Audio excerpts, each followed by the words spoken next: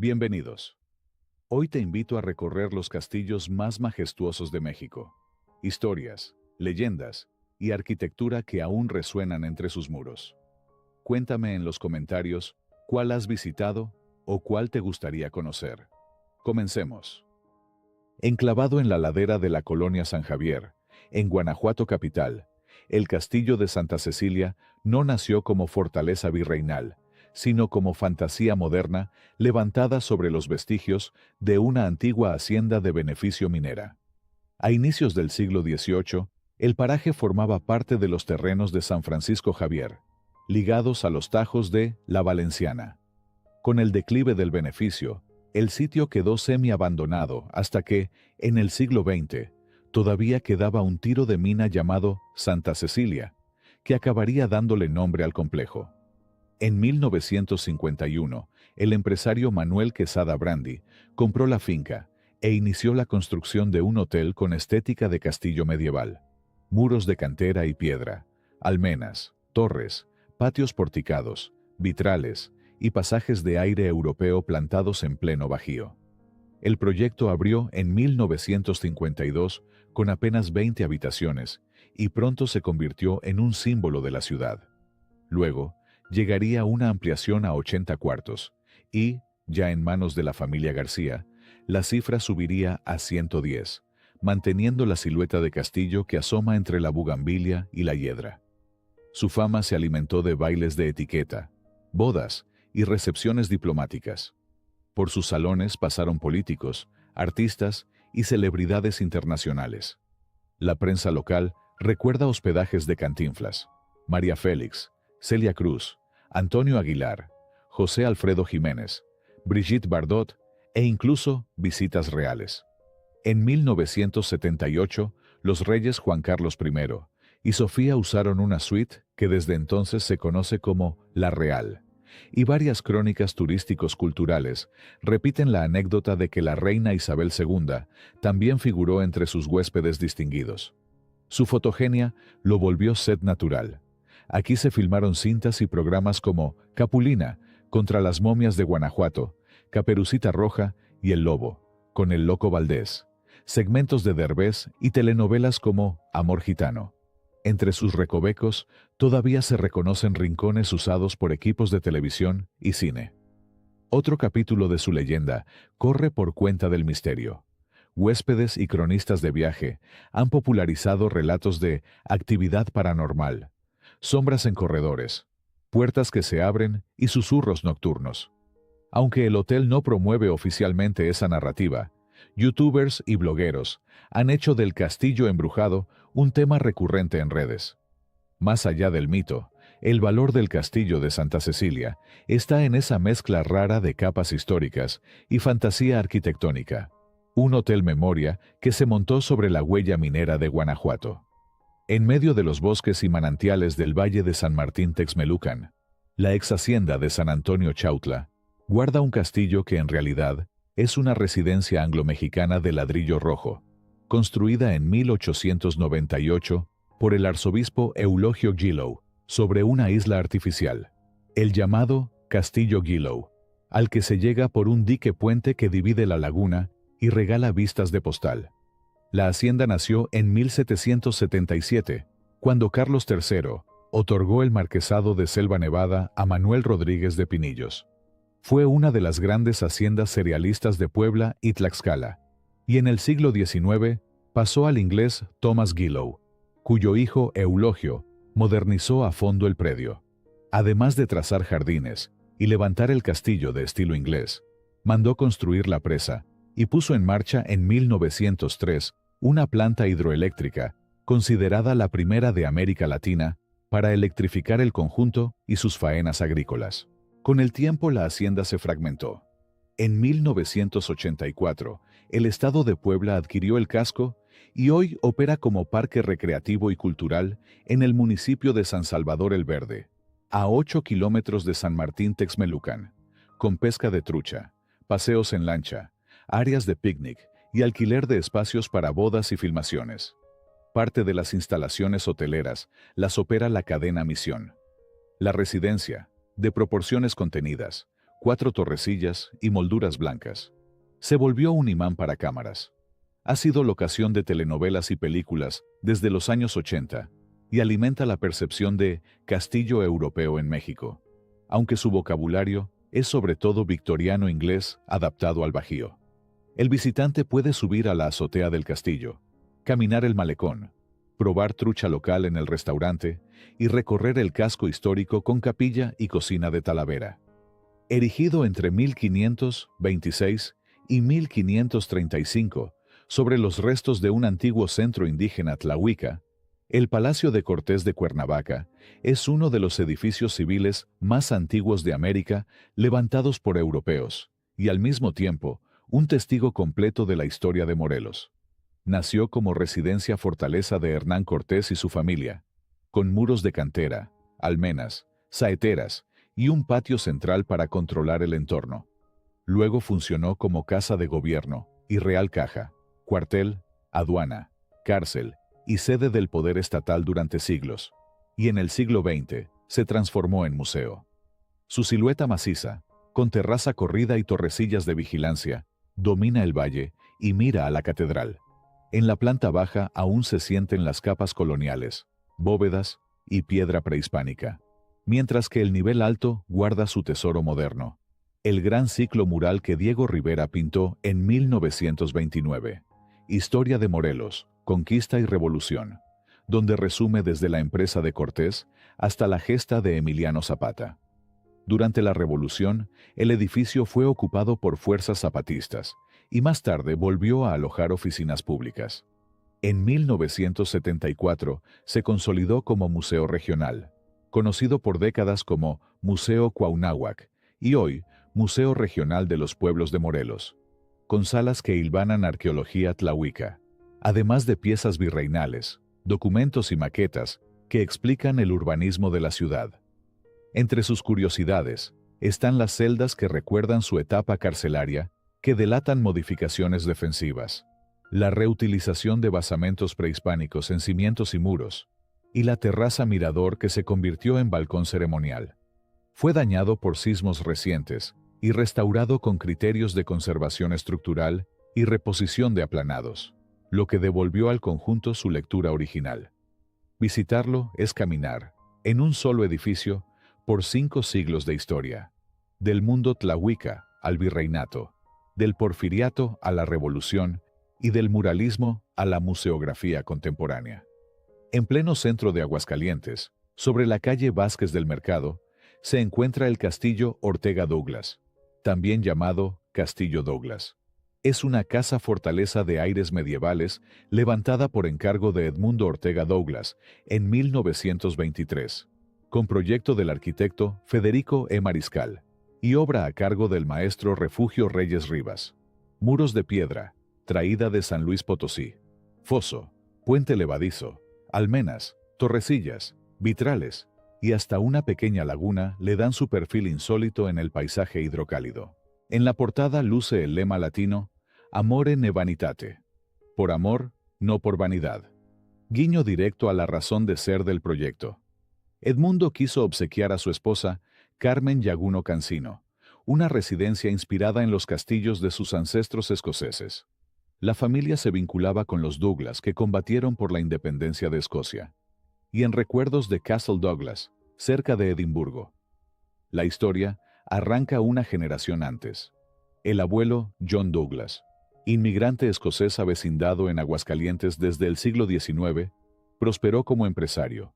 Era dueño de la harinera La Perla, tranvías y electricidad, y habitó el Chalet Douglas, a un costado del solar, donde después se alzaría el castillo. De ahí, el apellido y el nombre del inmueble. La pareja vivió aquí hasta los años 60.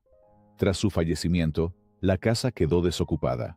Fue restaurada en 1997 y funcionó un tiempo como bar-restaurante, y en 2015 pasó a nuevos propietarios. El fuerte de San Diego domina la bahía de Acapulco desde una plataforma natural a media ladera y es, quizá, la fortificación virreinal más importante del Pacífico mexicano. Nació como respuesta a las incursiones de corsarios holandeses e ingleses que, entre fines del siglo XVI y principios del XVII, amenazaban el puerto clave del comercio transpacífico. Tras la alarma de 1615, se ordenó levantar una obra permanente para proteger el fondeo de la nao de China y las ferias que cada año llenaban la ciudad de plata novohispana y mercancías asiáticas. La primera fortaleza quedó lista hacia 1617, pero un gran terremoto del siglo XVIII la dañó gravemente y dio pie a su reconstrucción integral a partir de la década de 1770. El resultado es la silueta que hoy reconocemos: una estrella pentagonal regular con 5 baluartes, cordón de piedra, parapetos y garitas que controlan el arco de la bahía y los accesos terrestres. En la Guerra de Independencia, el fuerte se volvió objetivo estratégico. José María Morelos sitió Acapulco entre 1812 y 1813. Consiguió la rendición de la guarnición española, aunque el control del puerto alternó en los años siguientes. Su posición dominante y su artillería explican que, hasta bien entrado el siglo XIX, fuera cuartel, cárcel y aduana, y que durante la intervención francesa y conflictos internos mantuviera guarnición estable. Arquitectónicamente, es una lección al aire libre. Desde la rampa de acceso se aprecia el foso seco y el puente. Luego, un patio de armas que ordena capilla, alojamientos, cocinas y el antiguo polvorín. Las azoteas transitables, hoy miradores, eran plataformas de fuego con amplio campo visual sobre la bahía y la barra. La piedra local y los aplanados de cal le dan ese tono dorado que cambia con la luz del Pacífico. En el siglo XX, tras perder función militar, pasó por periodos de abandono parcial, hasta que fue restaurado y adaptado como museo. Hoy alberga el Museo Histórico de Acapulco, con salas dedicadas a la historia del puerto, la ruta Manila-Acapulco, la vida virreinal y la revolución, y piezas que van de artillería a porcelanas orientales que viajaron en la nao. Entre sus curiosidades están leyendas de subterráneos que conectarían con la playa. En realidad, drenajes y galerías de servicio, marcas de impactos y reparaciones que delatan asedios y sismos, y grafitis históricos de soldados en muros discretos. También se considera, por integridad y ubicación, el fuerte mejor conservado del litoral pacífico novohispano. Visitarlo permite entender por qué Acapulco fue puerto mayor de la monarquía hispánica en el Pacífico. Sin San Diego, custodiando el fondeo y las rutas de acceso, la feria, los galeones y la propia ciudad habrían sido presa fácil. Con él, la bahía se convirtió durante 3 siglos en un eslabón sólido del intercambio global entre Asia y América. El Cerro de Chapultepec fue un espacio sagrado desde tiempos prehispánicos.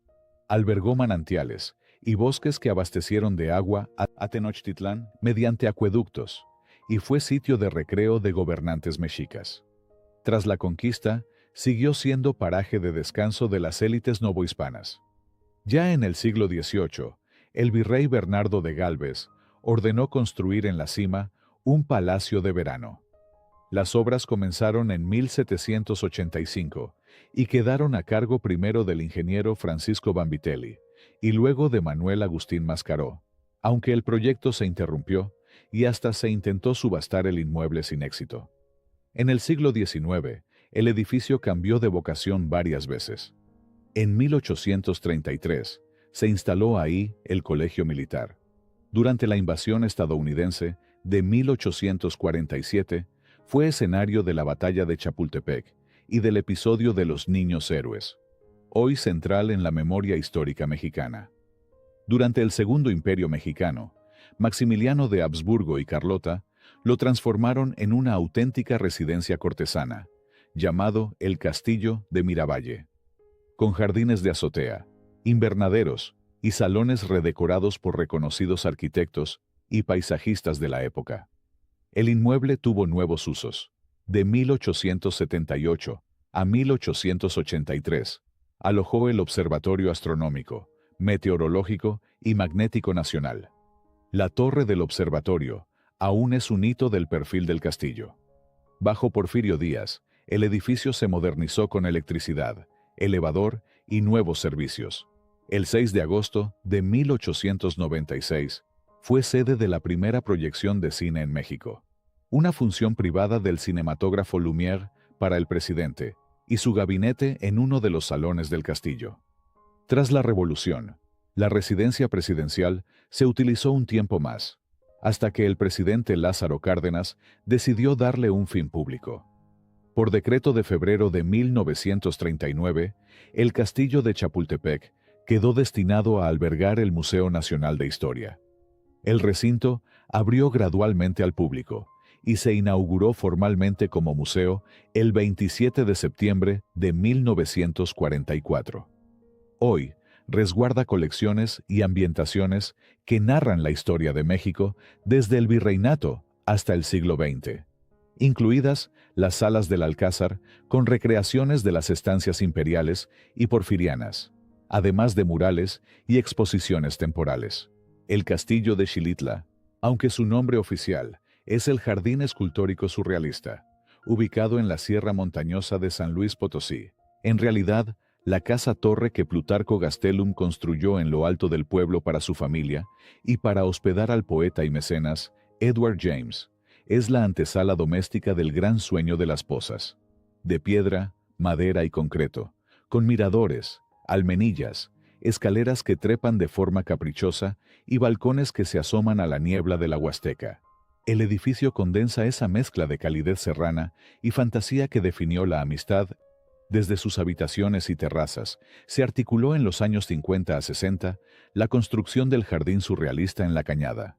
Columnas que parecen palmas petrificadas, flores de concreto, pasarelas suspendidas sobre cascadas, escaleras que no llevan a ninguna parte y pabellones que dialogan con mariposas, orquídeas y helechos arborescentes. El Castillo del Pueblo funcionaba como cuartel creativo, hospedaje de artistas, almacén y taller, mientras abajo, entre ríos de agua verde y pozas naturales, James levantaba su catedral de sueños. Hoy, el Castillo de Xilitla opera como hotel-museo y conserva muebles, fotografías y relatos orales de la época, y visitar ambos, casa y jardín, permite leer la historia completa. Arriba, el nido doméstico donde se hilaban ideas, y abajo, la expansión desbordada de esas ideas en estructuras abiertas al cielo. Un mismo impulso poético materializado en dos escalas, con la hospitalidad huasteca como hilo conductor y la bruma como telón que cada mañana vuelve a estrenar la obra.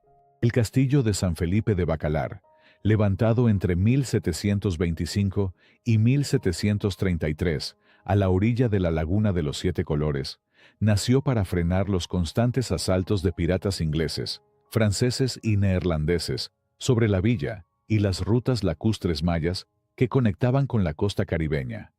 Su traza bastionada de estrella baja, con 4 baluartes, foso perimetral y acceso por puente levadizo, respondía a la ingeniería militar de la época y permitió dominar la entrada a la laguna y el hoy llamado Canal de los Piratas, protegiendo el comercio del palo de tinte y las maderas preciosas. Desde sus parapetos se cruzaban fuegos hacia los pasos naturales, y en su interior se organizaron cuarteles, polvorines y estancias para una guarnición que fue referencia militar de la frontera oriental novohispana. En el convulso siglo XIX, el fuerte volvió a cobrar protagonismo. Durante la Guerra de Castas, el 21 de febrero de 1858, los mayas tomaron Bacalar y el castillo, que se convirtió por años en bastión insurgente hasta que el control liberal se restableció ya entrado el siglo XX. Perdida su función defensiva, el inmueble pasó por etapas de abandono hasta que fue restaurado y abierto como museo, donde hoy se narran la piratería regional, la vida colonial y el conflicto social de la península, mientras los visitantes recorren el foso seco, suben a los baluartes con cañones y disfrutan de vistas panorámicas sobre la laguna. Es, en suma, una fortaleza de piedra y memoria, emblema de Bacalar y testigo de cómo el Caribe, el contrabando y la resistencia maya fueron dando forma a la historia de esta orilla. El fuerte de San Carlos de Perote, en la planicie fría entre Cofre de Perote y el Pico de Orizaba, se levantó en la década de 1770 como fortaleza borbónica para asegurar el camino real Veracruz-México y proteger los reales almacenes de bienes que subían del puerto.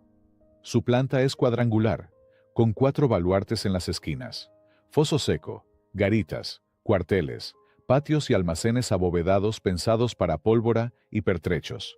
Todo en mampostería gruesa, capaz de resistir artillería de la época. Durante el siglo XIX fue pieza codiciada. Los franceses lo ocuparon en la Guerra de los Pasteles. Sirvió de prisión a expedicionarios tejanos capturados y a diversos presos políticos, y cayó ante tropas estadounidenses en 1847 dentro de la invasión a México. Más tarde siguió como presidio y cuartel, con historias de fugas frustradas y disciplina férrea propias de una penitenciaría militar. Su ubicación, a más de 2.400 metros de altitud, le daba ventajas defensivas y un clima áspero que templó su leyenda. Muros húmedos, neblinas frecuentes, silueta rotunda visible desde la carretera y un interior funcional con aljibes, caballerizas, polvorines y calabozos que explican por qué muchos lo recuerdan más como fortaleza que como castillo. En el siglo XX, alternó periodos de abandono con usos militares hasta entrar a ciclos de restauración y apertura cultural.